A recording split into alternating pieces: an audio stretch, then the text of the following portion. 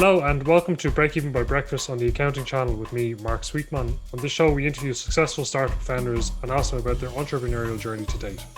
My guest today is Greg Heaslip. He's the founder and CEO of Plan Domino.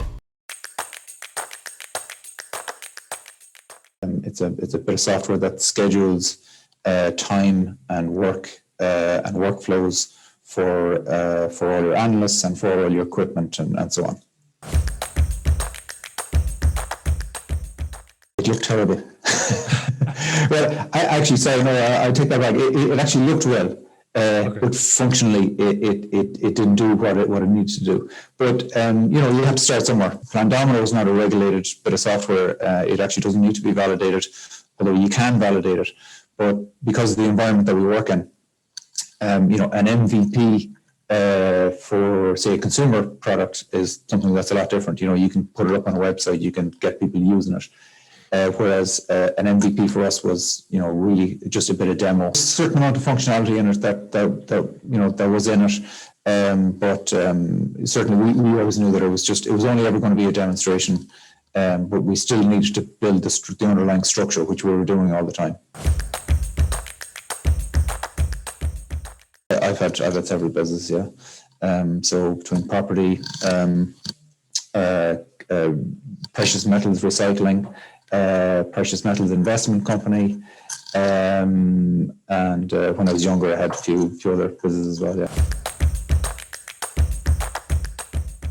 Halfway through lockdown, so there wasn't really all that much we could do with it. So, it's essentially we're in the pharmaceutical business, and it's a relatively small community. So what we're doing at the moment is we're actually trialing our software with two very large pharmaceutical manufacturers, and successful trials with two companies in pharma will essentially, if it works with these two companies, then they're quite different.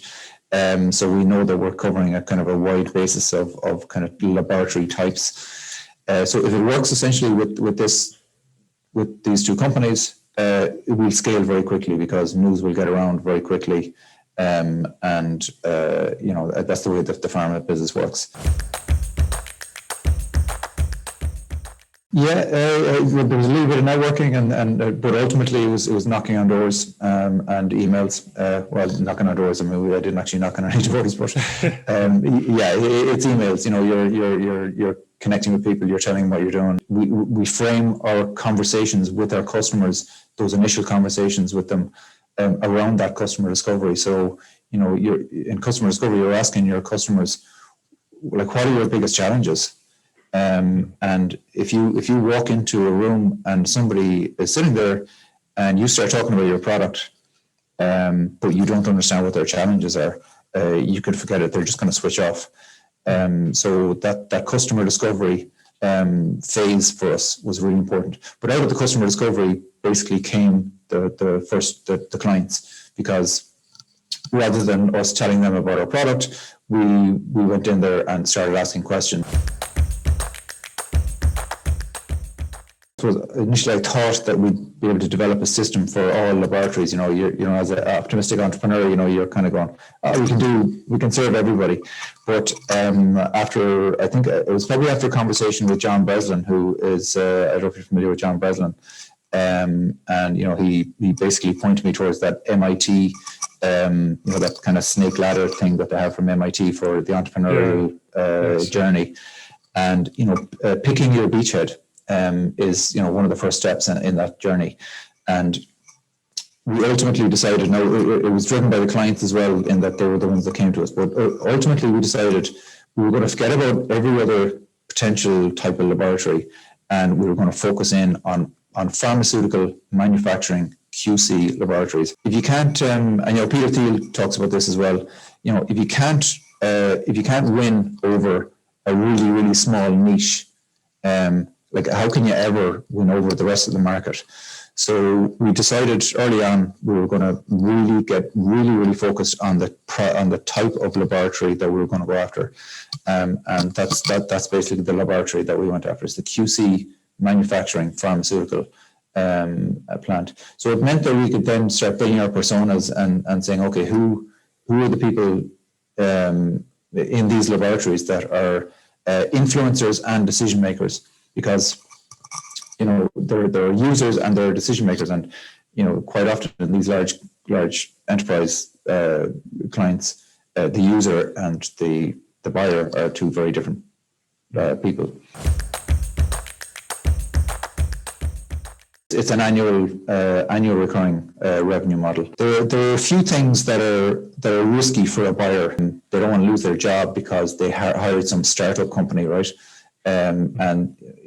So one of the risks with buying the traditional software package is that they went ahead and they bought a package and they got the implementation done, and it was all a big upfront fee for them, and there was a small maintenance fee. So there's a big risk in that, because if it doesn't work out, and for these clients it didn't work out, and they eventually came to us to solve their problem, and there was way less risk for them, because basically a monthly subscription model, there's no big upfront capital investment for them. So it's a lot preferable in terms of the purchaser, the risk that they have to take, and for us it's a better model. I had financed the business up to a certain point, and then we had a small bit of investment from the NDRC. Enterprise Ireland gave us 50,000 to keep us going, and then ultimately we got a private investor and the HPSU. But in between the 50,000 from Enterprise Ireland and HPSU, one of our clients actually basically paid us upfront for the product, before, like 6 months before we delivered at them. So we work on an agile kind of development model. So we have a backlog of, we have a technology roadmap, but I mean that literally changes on a weekly basis based on conversations with clients. So we've just put in a bid for a contract that basically had all of the requirements that they needed.